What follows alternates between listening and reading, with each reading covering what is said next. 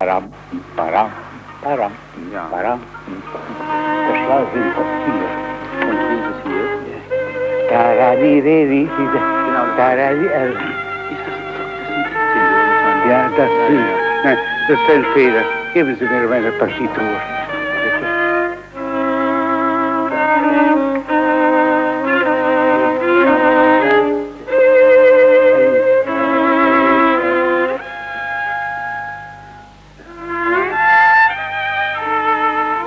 Ten.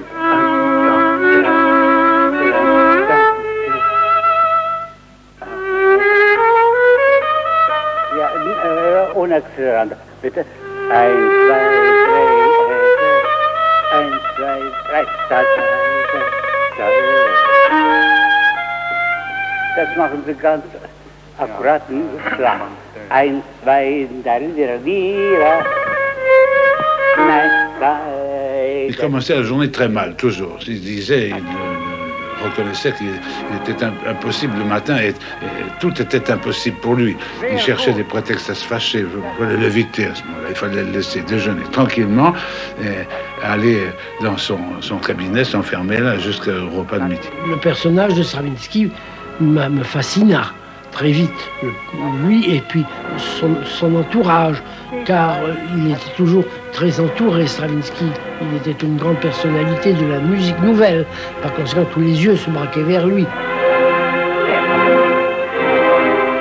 Piano!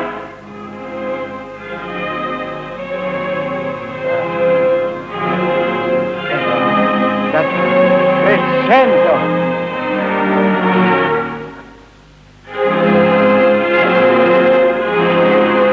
Crescendo! Forte!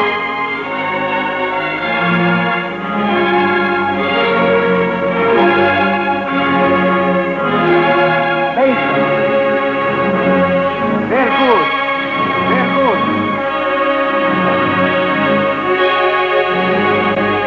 Eins, zwei. Eins, zwei. Eins. Et alors le soir, au contraire, c'était un homme délicieux. Le soir, il disait, tu peux venir me dire un peu, j'ai quelques pages à orchestrer. Et alors, bon, je venais, je lui faisais la lecture, on a lu beaucoup de livres, comme ça, de littérature moderne, des classiques, en russe aussi. Pendant les vacances d'été, par exemple, si on allait au bord du lac d'Annecy ou ailleurs, le soir, il orchestrait. Alors, on a lu Gide, comme ça, beaucoup de choses. On a lu Flaubert, tout à coup Madame Bovary. Il disait, tiens, on ferait bien de relire Madame Bovary. Zart, zart, Deutsche. C'était un homme délicieux, ça pouvait être un homme impossible. 1, 2, 3, 4. 1. Aufpassen. 2, 3, 4. 1, 2, 3, 4. 1, 2. Nein, 1, 2, 3, 4. Sans aucune méchanceté. Je dois dire qu'il n'y avait pas de méchanceté chez lui. Il pouvait y avoir une terrible colère, mais jamais vu de vraie méchanceté. Tatam, tatam, tatam. Schwarze 4, nicht 2 Achtel. 4 Sechstel, bitte schön nochmal. Oh, un humour fou. 21 Jahre. Ich wollte Ihnen was sagen. Vergessen Sie das Tranquillo. Il était toujours très bien élevé, très poli, mais enfin, il ne faisait pas des compliments gratuits. Je me rappelle une fois, on était ensemble à un concert à Los Angeles d'un compositeur très connu, dont je ne vais pas dire le nom. Enfin, il essayait de tâter, puisque Stravinsky en parlait, finalement, il ne pouvait plus. Il a demandé, enfin, qu'est-ce que vous pensez de l'œuvre? J'ai beaucoup aimé les titres, ouais. Voilà comment... c'est un homme qui avait un esprit formidable. 1, 2, 3, 4, 1, 2, 3. Oh. Nochmal. 21, bitte schön. Nochmal. 2 Bemol im Schlüssel.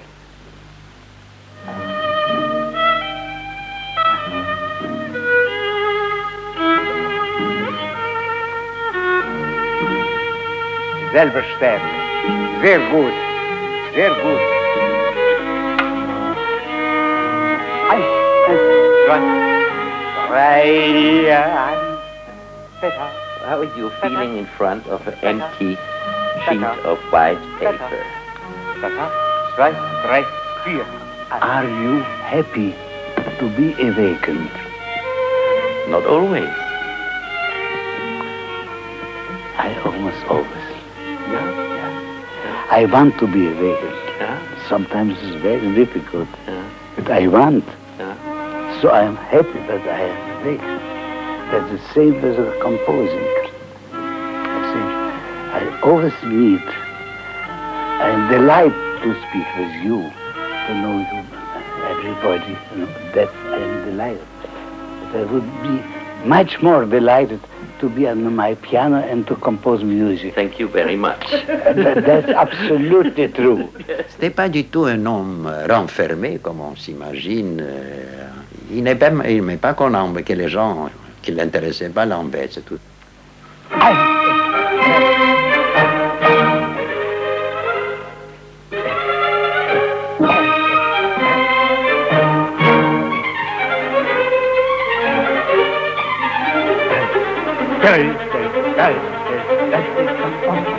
C'est un homme qui, surtout très jeune, entre, disons, 30 ans et 35 ans, a produit une série d'œuvres absolument remarquables. Et ce qui est extraordinaire chez lui, c'est que cette production est arrivée très vite, d'un seul coup, une espèce d'irruption très violente. Il y a le sacre, il y a les noces, il y a Petrouchka, naturellement, le rossignol, les symphonies d'instruments avant, toutes ces œuvres qui évoluent entre 1910 et 1919.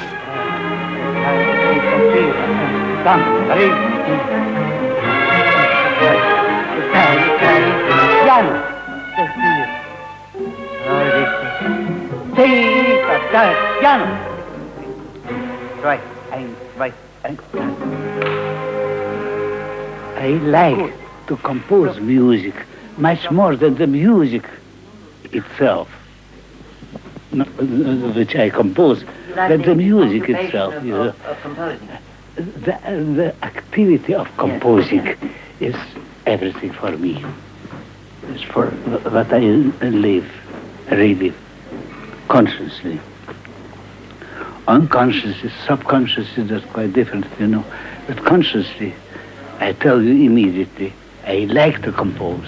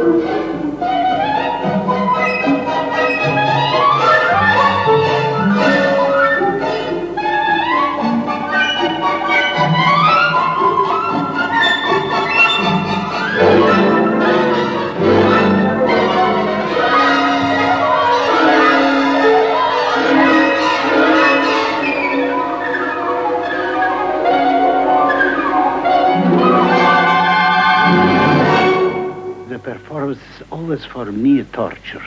I want to correct. I am not at all easy in the moment of the performance. But I am at ease in the difficulties of composing.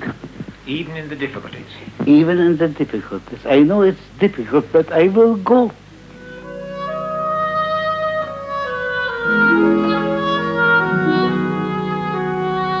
And sometimes you think about, and so what? So what?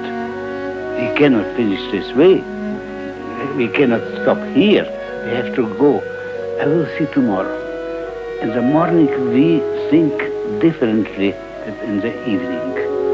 That my practice taught me. And I wait till tomorrow. I can wait as an insect can wait. I am somebody who is waiting all my life. But this is very important to wait and to know how to wait and not be bored to wait. We are annoyed maybe to wait too long, you know, but I am waiting.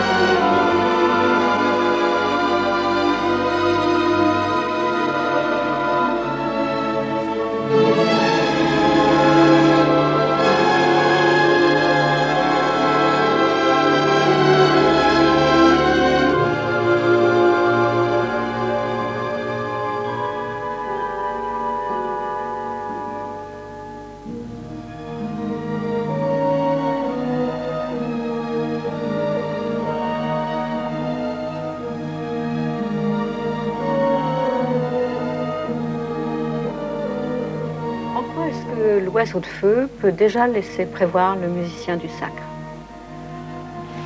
Je crois que cela ne laisse pas prévoir. Mais ce qui est extraordinaire, pour moi, c'est la virtuosité d'écriture.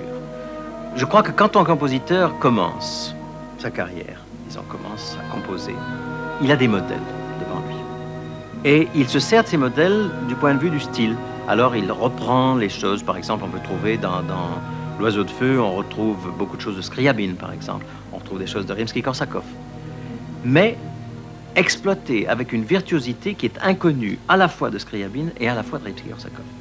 Et c'est ça qui est extraordinaire, c'est que quand le musicien commence, au fond, il fait porter son effort sur une transmutation, une transposition de ce qu'il entend. Et l'orchestre de L'Oiseau de feu est, je dirais, le plus brillant de toutes les œuvres de Stravinsky. De toutes, j'entends bien, même le sacre, y compris. Il y a dans L'Oiseau de feu une extraordinaire virtuosité d'écriture, et je crois, de l'orchestre, et je crois que cette virtuosité ne pouvait avoir lieu que parce qu'encore son style n'était pas formé. Et donc il compensait ce manque d'originalité par une extraordinaire originalité de comportement dans l'orchestre.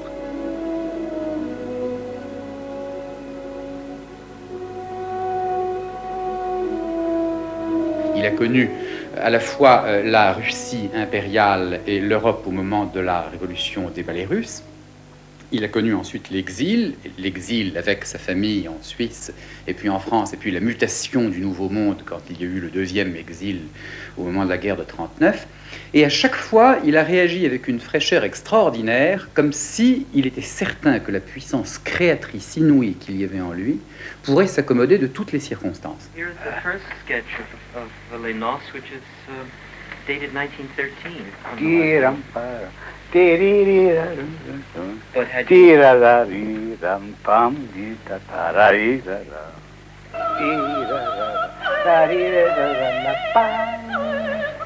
suppose that is from which collection?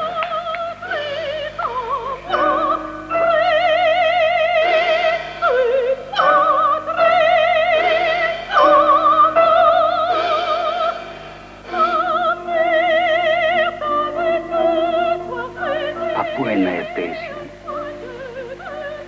a drunken song of a drunkard, Kirevsky, which was lost when I came here and I left everything, to be sold. I looked very long time for the combination with which was not an orchestra, what we call orchestra, and where all the instruments which you just enumerated, in the old version, could be used by somebody who will not compromise them, pianos. And four pianos make an orchestra. Yes. And for pianos, I was absolutely free. It was only the percussion which continued the piano, because piano is also a percussion instrument, So I had the idea to make a piece of music for a voice and percussion. Voice was solo and chorus, and percussion was piano, xylophone, and all the other percussion instruments. There were nothing, kein Bläser, kein Blasinstrument. Blasen, that was a human instrument. Wind was the human voice. That is the main problem of the Noce. Blasen und, wie sagt man, Schlagen.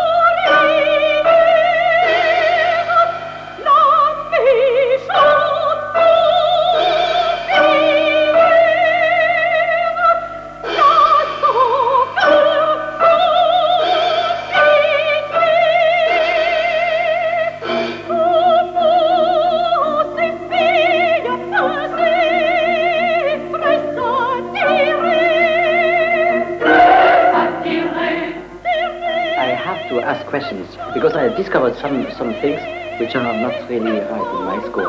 And there is at the end, especially with all chords, there is one bar each. Because of the spacing of the last chords are always 8.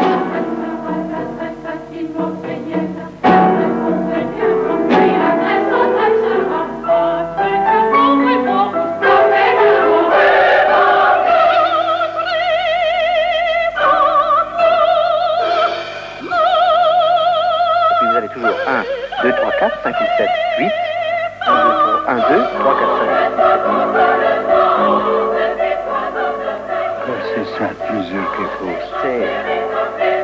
Non, non.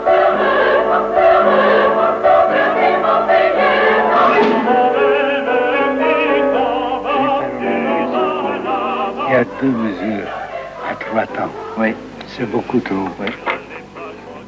Les rapports qu'on a avec un compositeur, surtout qui vous a précédé, d'une génération précédente et même presque de 2 générations précédentes, ce sont toujours des rapports qui vous ont défini, qui vous ont aidé à vous définir vous-même.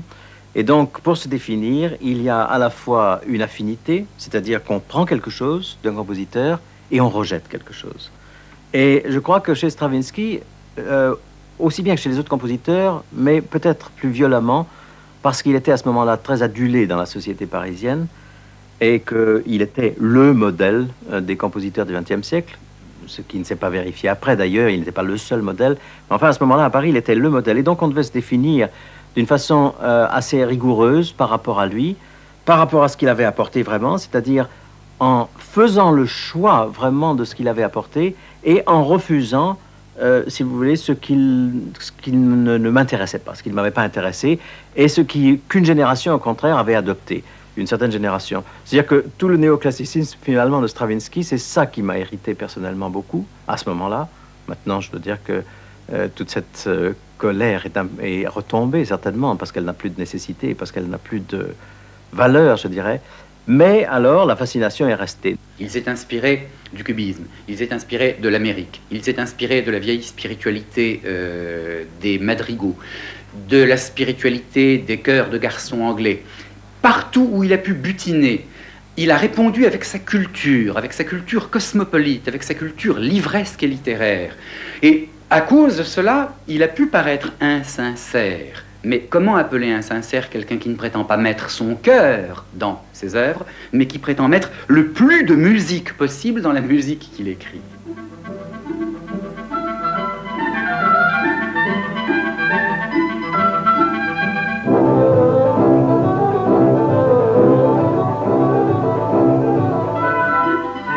No pleasure, no creative problem.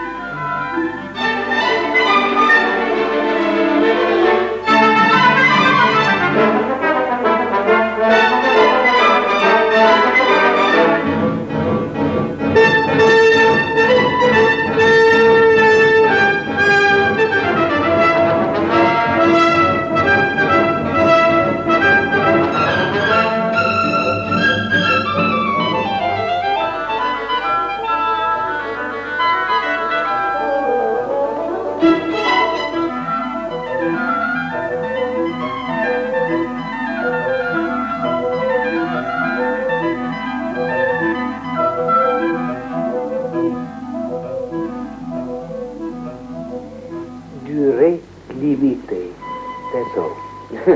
Afterwards, many things. And that's in the Larousse. In Larousse, durée limitée. Ouais. So, qu'est-ce qu'on fait avec ça? Qu'est-ce qu'on fait avec ça? I immediately, so what is durée? Ouais. What is durée? And durée, non, durée, substantif. Espace de temps que dure une chose. C'est bon. On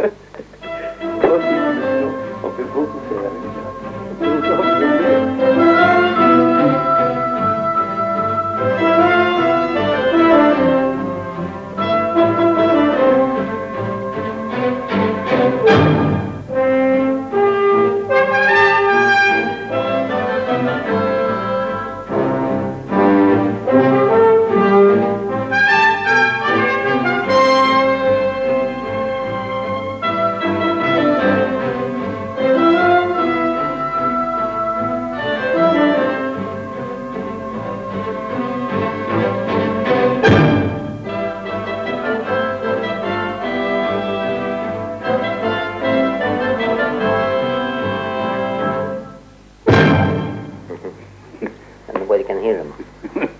Il avait de temps en temps des lubies, ou si vous voulez appeler ça manie, je ne sais pas quel sera le terme propre.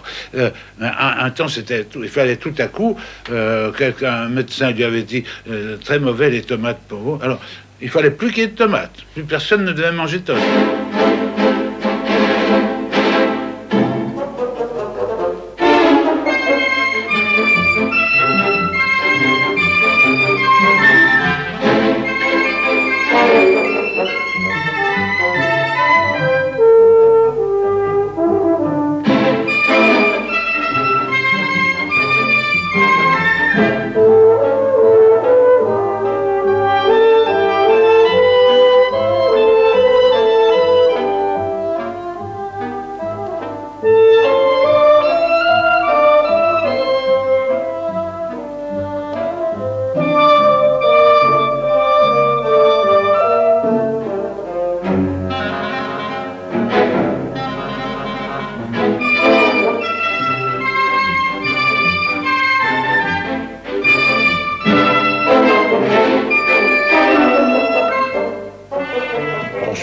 toujours des médecins dans ses voyages. Toujours, il y avait une pharmacie avec lui. Puis il ajoutait les médicaments prescrits par l'un à ceux prescrits par l'autre. Alors pour finir, c'était incroyable. Il y avait une valise entière de médicaments qui commençait à le maintenir jusqu'à l'âge de presque 90 ans, malgré tout. Un autre, je crois, aurait été empoisonné.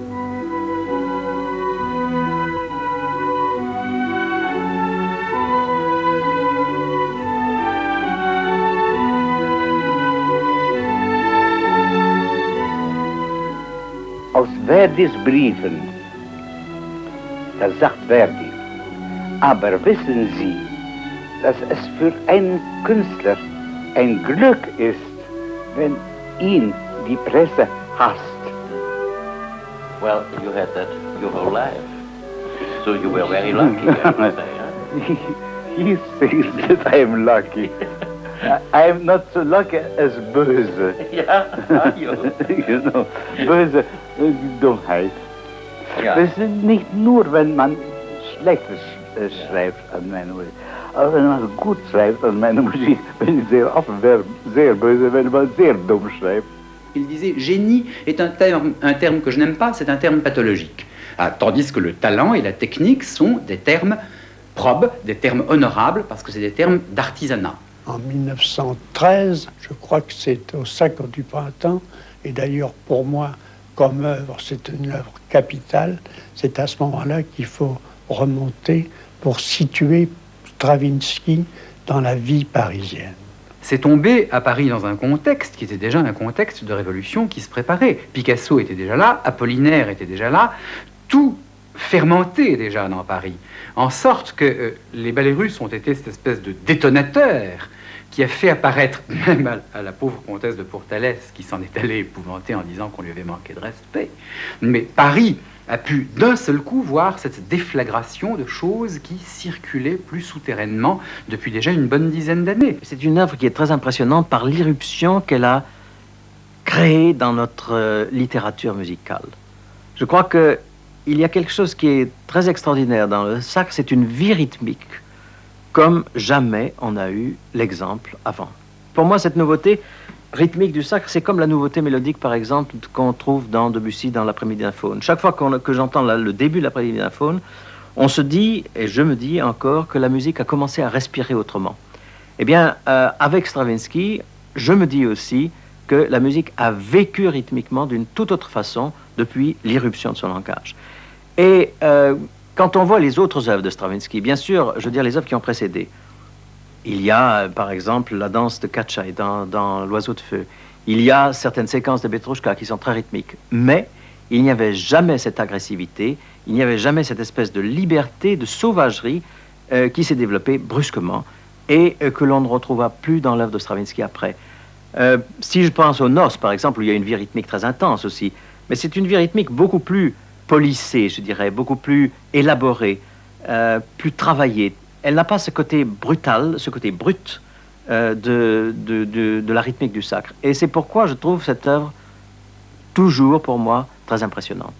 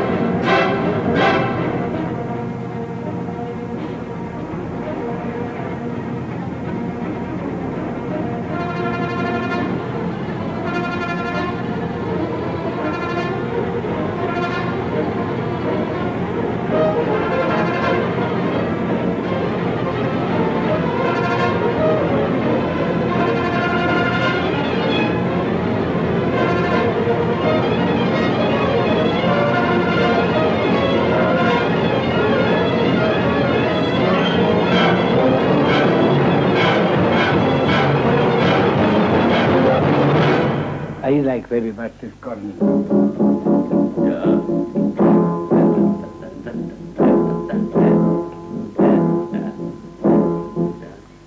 When I played in Venice the first time, the Diaghilev, he said, "Wird es lange dauern?"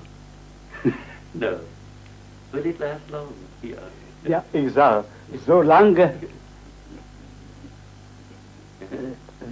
wie es interesting is. Yeah. Yeah. As long as it's interesting.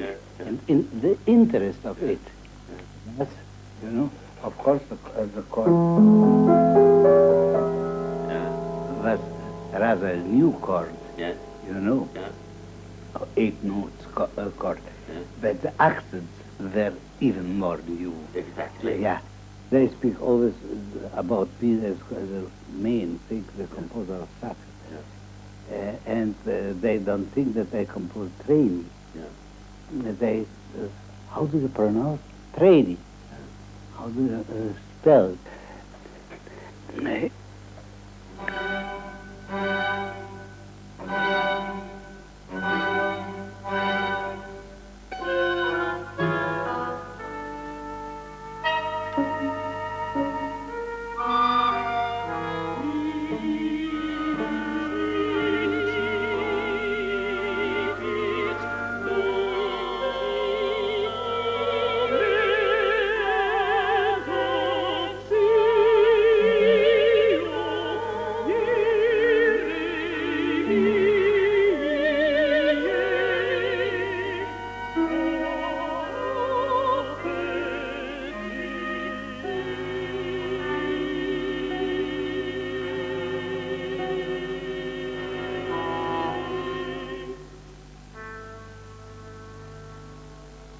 Comme Picasso, c'est un homme avec un œil, et c'est un homme qui voit son temps, et c'est un homme qui note tout ce qui se passe dans son temps, qui en prend acte et qui y réagit. Et pourtant Dieu sait qu'il arrivait comme un novateur, il arrivait du fin fond de sa steppe, et il arrivait avec la révolution, avec l'élément révolutionnaire qu'apportaient les ballets russes. Et d'autres seraient contents d'avoir opéré une révolution dans leur vie. Et celle de Stravinsky est très simple. Avec le Sacre du printemps, il a appris à tout l'Occident civilisé et chrétien qu'au fond, ils étaient tous de vieux païens. Et l'Occident s'est jeté à ses genoux, après quoi il y a eu évidemment les bouleversements de 14 qui lui ont donné raison. Mais des années plus tard, il a montré à ce même Occident civilisé, raffiné et devenu laïque et peut-être païen qu'au fond il fallait rester chrétien. Et il a sorti la symphonie de Psaume, il a sorti toute sa musique religieuse des années 40 et des années 50. Et il s'est mis à dire que la musique d'église était une chose extraordinairement importante. Il disait à table devant ses enfants qu'il aurait voulu mourir dans un grand élan d'amour vers Dieu. On a vu ressortir de lui cette vieille piété russe et on s'est aperçu qu'il avait mis à la fois comme père de famille, comme vieux déraciné et aussi comme artisan beaucoup de piété dans son œuvre et qu'il était calligraphe de son œuvre comme les moines d'autrefois avaient été des calligraphes dans leurs enluminures. Symphony of Psalms was lovely, beautiful, beautiful.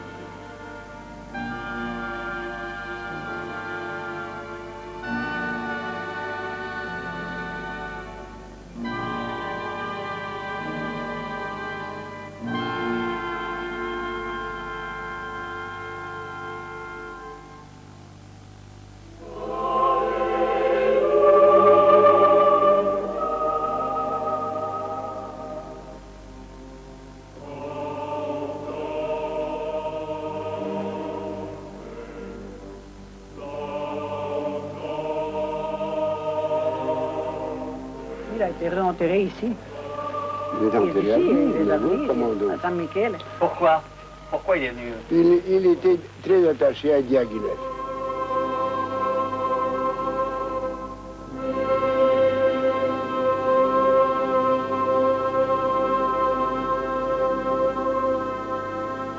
Après la symphonie des psaumes, qui est peut-être l'œuvre dans laquelle il approche de plus près ce que en Occident on appelle le sublime, eh bien, il n'a aucune vergogne à continuer et à reprendre plus bas, si vous voulez.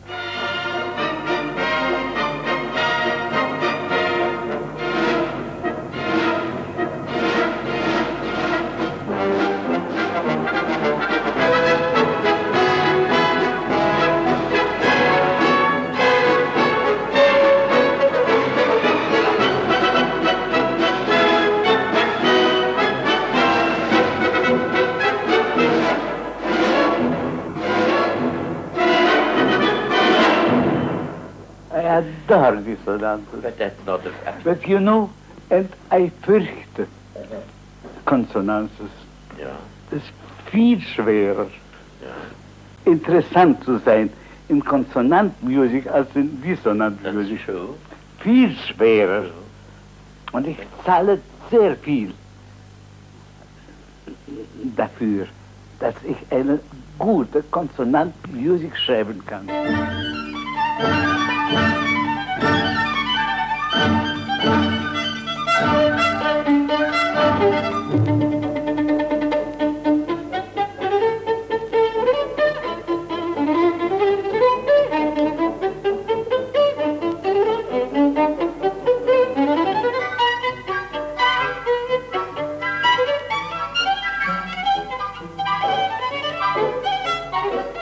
Le son du violon de Stravinsky est agressif, court, agressif, la plupart du temps naturellement, court, agressif, staccato, et exprime, si vous voulez, une espèce de séparation des sons et séparation de l'archet et de la corde.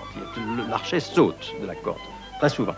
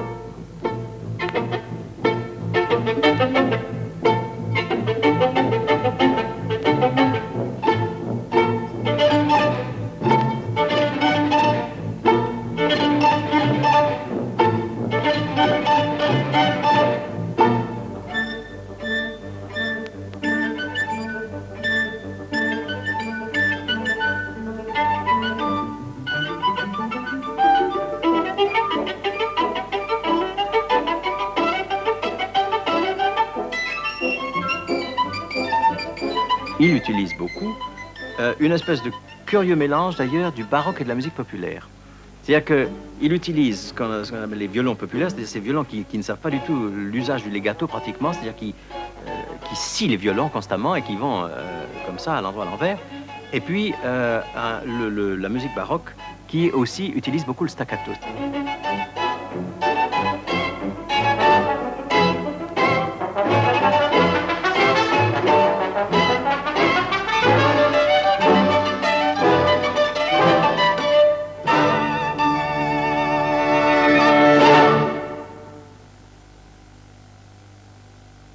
Il avait beaucoup de charme, il avait du charme parce que il avait une répartie brillante, il était assez méchant comme ça, du mordant, et il avait enfin dans cette tête un peu antipathique au point. Il parlait toujours en marchant derrière son nez, vous savez. Il avait l'air toujours. Alors quoi? Vous trouvez, oui. Le nez allait en avant, voilà. Il suivait son nez. Assez photogénique, je trouve. Il est beau, Stravinsky. Oh, non, non. Oh, pour l'amour de Dieu. Avec son monocle et tout ça, non? Non, il était assez laidron, non, non. Non, non, non. Vraiment pas. Est-ce qu'il était beau? Non. Non. Non, pas du tout. C'était un homme très complexe, un très bon vivant, mais en même temps un homme d'une grande intériorité. Vous savez, on ne peut pas comme ça juger Stravinsky aimant le caviar et les bons champagnes. On pouvait parler avec lui je ne sais pas, de Nietzsche ou de Hegel ou de n'importe quoi. C'était un homme d'une culture extrêmement vaste. Pour moi, Stravinsky n'était pas du tout un intellectuel. C'était au contraire un artisan au plus haut sens du terme. Et c'est ce qui explique du reste qu'il a été fasciné par des véritables intellectuels du type Valéry. Le néoclassicisme de Stravinsky, par exemple, est impensable sans l'influence de Valéry, à mon avis. Une influence qu'on n'a pas du tout soulignée, d'ailleurs. On a parlé de Gide, on a parlé de Cocteau à son propos, on a parlé naturellement de peinture, on a parlé de Picasso, mais on n'a presque pas parlé de Valéry. Et à mon avis, je crois que Valéry avait, par exemple, fait des poèmes néoclassiques bien avant Stravinsky. C'est vrai que Valéry, Gide, Cocteau ont exercé sur lui une influence, mais ça signifie au fond chez lui une adaptabilité extraordinaire, un opportunisme extraordinaire, qui est l'opportunisme de l'artiste. Et quand il s'est trouvé devoir retourner en Suisse et devoir y faire son métier de musicien sans aucune espèce de grand moyen, sans être soutenu par la grande entreprise de spectacle, le grand Barnum Diaghilev, avec simplement quelques musiciens et quelques paysans comme public, eh bien, il a écrit l'histoire du soldat, c'est-à-dire qu'il a écrit une immense œuvre, qui est peut-être spirituellement et intellectuellement une de ses œuvres les plus fortes, mais pour rien, avec rien.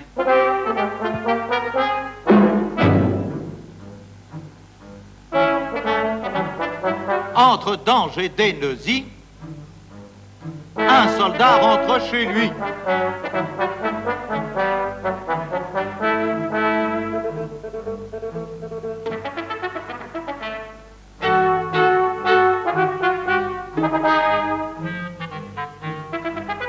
15 jours de congé qu'il a, marche depuis longtemps déjà. »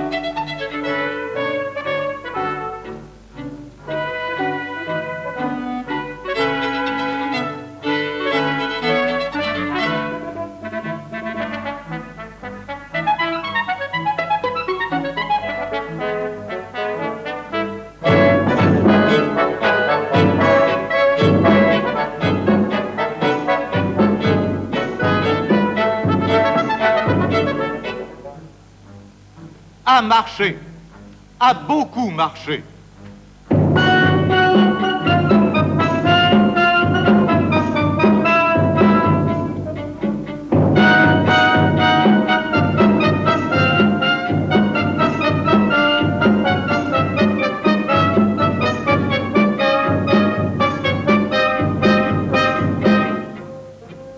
S'impatiente d'arriver parce qu'il a beaucoup marché.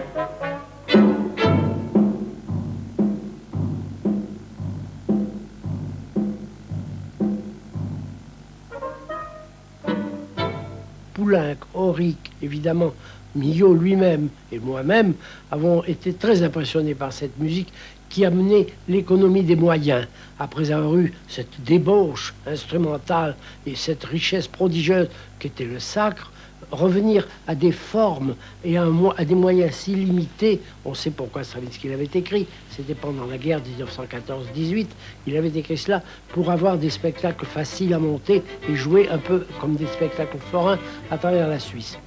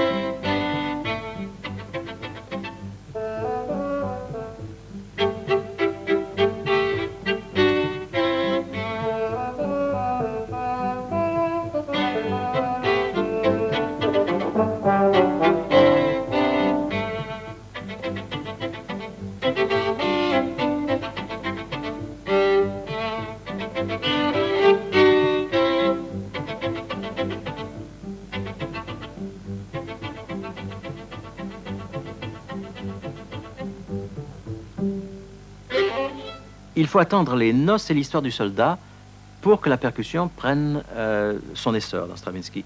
L'influence de la percussion, l'influence du jazz, du moins, a été l'élément prépondérant. Quand il a écrit le Sacre du printemps, il ne connaissait pas le jazz. Quand il a écrit l'histoire du soldat et quand il a écrit les noces, il connaissait le jazz.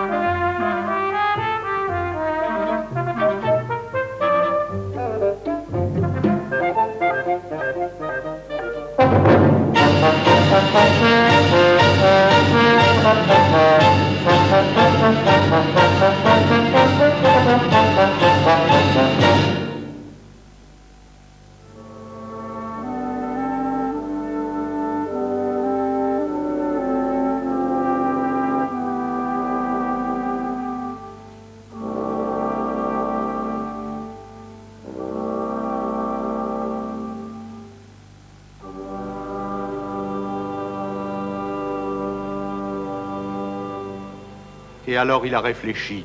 Et il se disait, pourquoi pas? J'aurai tout ce que j'avais avant et tout ce que j'ai à présent. Ils sont partis. Ils sont près d'arriver. On commence à voir le clocher. Voilà à présent la borne frontière. Elle est restée en arrière. Il l'appelle, il s'est retourné.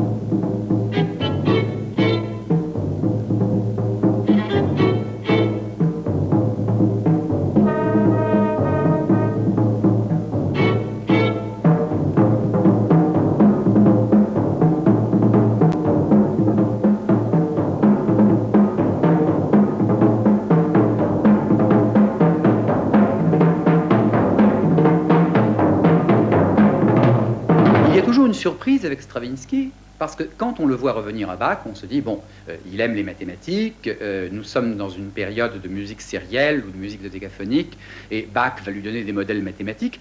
Et en vérité, si Stravinsky retourne à Bach, ce n'est pas du tout pour prendre un saint patron des mathématiques, c'est parce qu'il adorait l'instrumentation de Bach, et bien avant que ce ne fût la mode, bien avant les Harnoncourt, si vous voulez, il y a 30 ans, il disait, l'instrumentation de Bach est une merveille, parce que on peut retrouver l'esprit de la musique dans sa matière même. On retrouve la volupté du roseau dans le hautbois et on peut entendre la résine des violons dans les traits instrumentaux de Bach.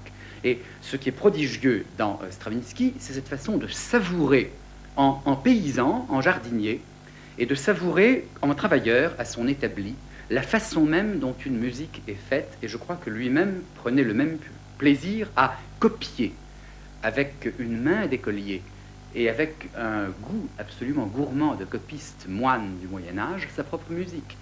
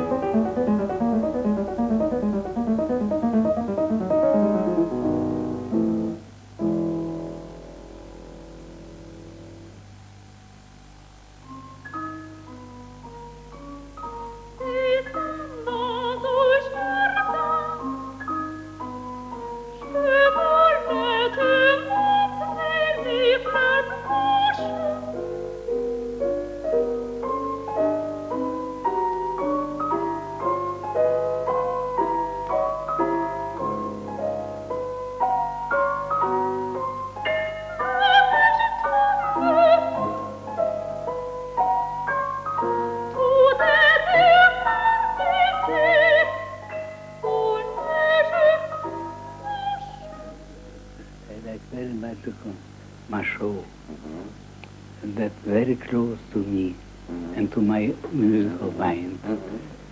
And on the other hand, I am very close to Webern, much closer than to Schoenberg. Yeah, and Machaut and Webern are very close too.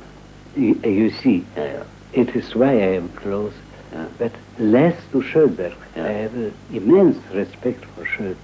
Avec Stravinsky. Je me rappelle d'une journée où nous étions avec Darius Milhaud, nous étions allés le voir alors qu'il travaillait chez Pleyel, qui avait à ce moment-là rue Rochechouart ses ateliers. Il était en train de mettre en rouleau perforé la musique de Petrouchka. Il faisait du Pleyel là. Il avait un atelier là où l'on voyait déjà tous des instruments de percussion, des grandes cymbales, des tambours, tout un tas de choses au mur. Il était tôt le matin et je le vois encore en train de s'habiller. Il avait autour du cou une chaîne avec énormément de médailles, ce qui me frappa beaucoup. Et puis il nous reçut avec cette affabilité, cette courtoisie et cette espèce d'élan qu'ont les Russes quand ils sont de bonne humeur.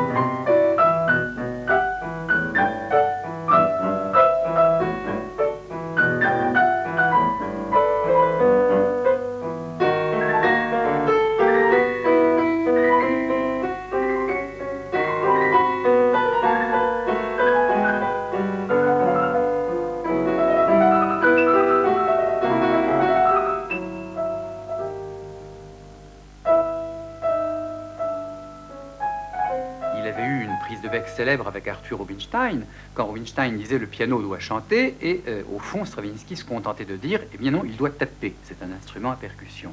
Et on sent cela dans Petrouchka, mais quand on voit le piano percussif dans Petrouchka, on aperçoit aussi un désespoir qui s'investit dans la musique et qui nous explique beaucoup mieux la farce macabre et tragique du pantin à la fin de Petrouchka.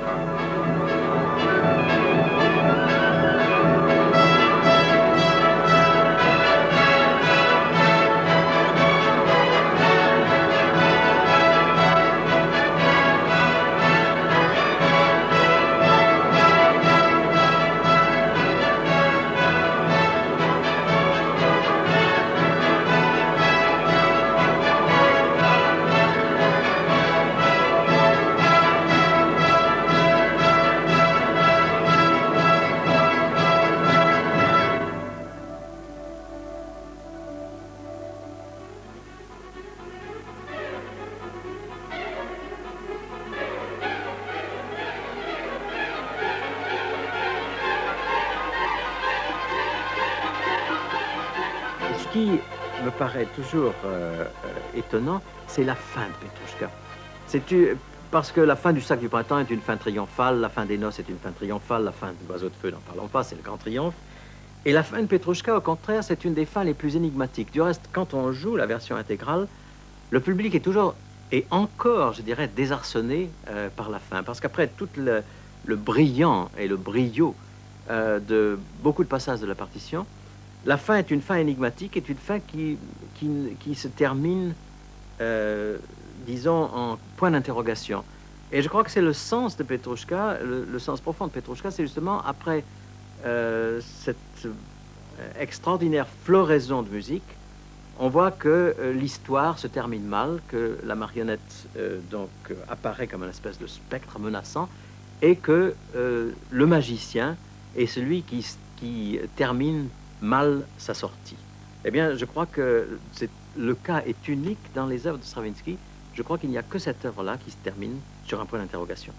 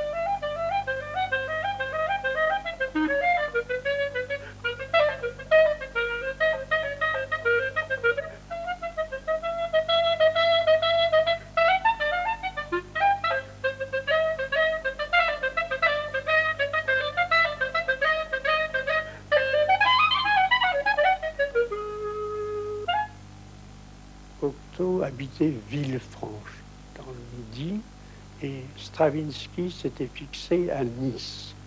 Et ils avaient décidé d'écrire pour Diaghilev un ouvrage nouveau. Et Diaghilev attendait cet ouvrage nouveau avec impatience, curiosité, à l'avance, admiration, en se disant ça va être merveilleux pour mon public, un nouvel ouvrage de Stravinsky avec un sujet de Cocteau. Édipe a vaincu le Sphinx, il promet. Il s'agissait de l'œuvre Oedipus Rex.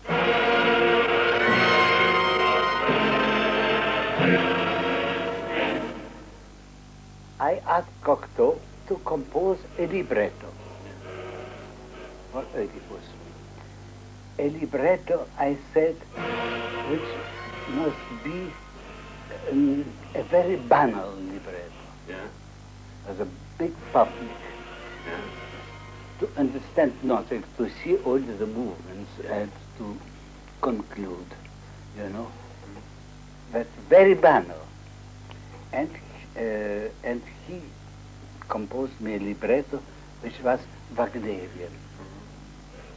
It's not banal, that's Wagnerian.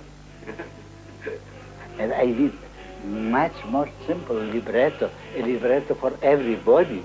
Nobody understands Wagnerian librettos. Even Wagner didn't understand. Even Hitler didn't understand it in his prison. Yeah. Now, he said, my dear, pas d'inquiétude, je vais te faire un autre. Right. Don't worry, I will do another one. And he did another one which was a little bit less Wagnerian. Yeah. I said, it is still Wagnerian. Yeah. And he said that, my dear, it's a pleasure to work with you. I will make a third libretto. Yeah. It was very nice. Il a gardé une amitié pour Cocteau jusqu'au bout, mais il y a eu des éclipses. Pour une telle raison, telle autre raison, peu importe, ça c'est secondaire. Le malheureux Diaghilev qui attendait ce cadeau avec tant d'impatience a été, il faut bien que je l'avoue, a été consterné quand il a vu qu'il n'était pas question que ça soit représenté par sa troupe de ballets, mais qu'il s'agissait d'une œuvre qui devait être chantée par des messieurs avec des très belles voix, une très belle diction, mais qui n'avaient rien à faire avec quelque chose de dramatique et de vivant.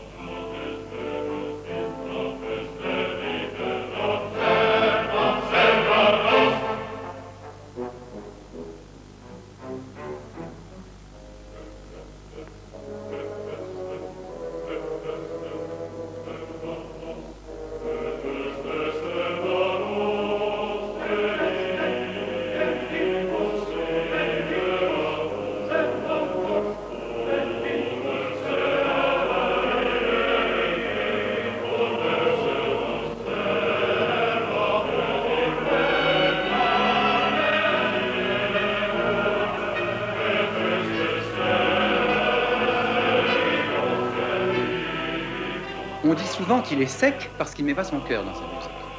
Et on dit qu'il est sec parce qu'on le voit écrire sa musique avec minutie, comme s'il était en train de jouer aux échecs, et puis parce qu'on sait qu'il s'est intéressé à des formes mathématiques de la musique, et qu'on s'imagine que tout ça dessèche le cœur. Mais je crois que ce qu'il faut oublier, c'est qu'il n'y a pas une sensibilité et une seule.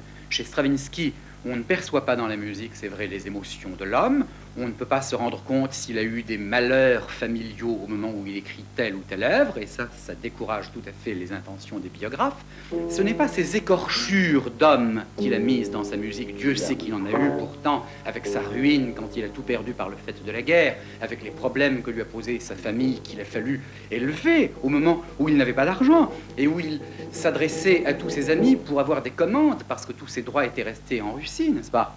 Stravinsky a eu beaucoup de malheurs, il a eu beaucoup de soucis, mais il ne les a pas mis dans sa musique. Il a mis dans sa musique sa sensibilité d'artiste, qui dans son cas était essentiellement une curiosité.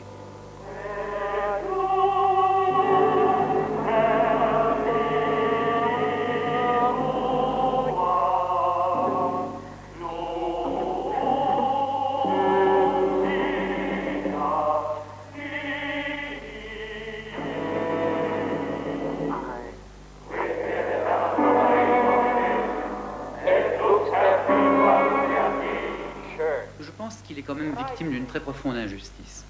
Il y a ceux qui veulent en faire un homme de seulement la vieille Russie, il y a ceux qui veulent en faire un homme d'un laboratoire qu'au fond qu'il n'a jamais approuvé, et on oublie cette totalité d'artistes, ce droit de l'artiste à sa propre contradiction, ce droit de l'artiste à son propre opportunisme. Et là, je pense enfin que la carrière de Stravinsky témoigne d'un courage dans le fait d'être artiste. Il a incarné le courage d'être artiste dans un monde qui lui en refusait le droit.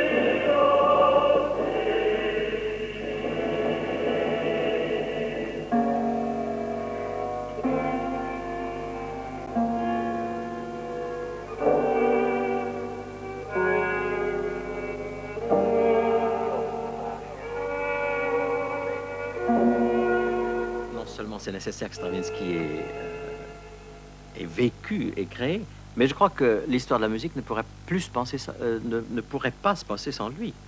Et il est évident qu'on critique toujours, si vous voulez, les compositeurs parce que, en effet, un être humain a des faiblesses, a des grandeurs, a des misères. Mais ceci dit, il y a quelques figures dans l'histoire de la musique, quelques figures au cours des siècles, qui ont vraiment fait l'histoire de la musique. Et certainement, et indéniablement, Stravinsky est une de ces figures.